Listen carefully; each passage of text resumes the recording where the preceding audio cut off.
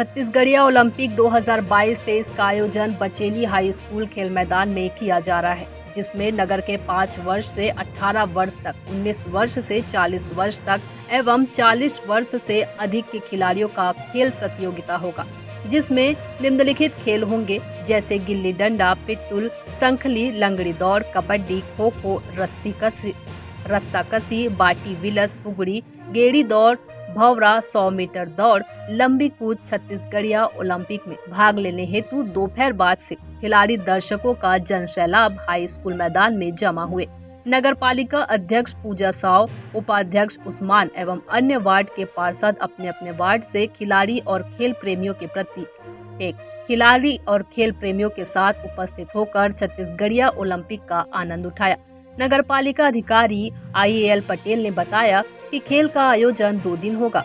विजयी खिलाड़ी ब्लॉक में बचेली नगर पालिका का प्रतिनिधित्व करेंगे। सभी पार्षदों से अनुरोध है कि अपने अपने वार्ड से अधिक खिलाड़ियों को खेल हेतु हाई स्कूल मैदान में प्रेषित करने का कष्ट करें, ताकि छत्तीसगढ़िया ओलंपिक्स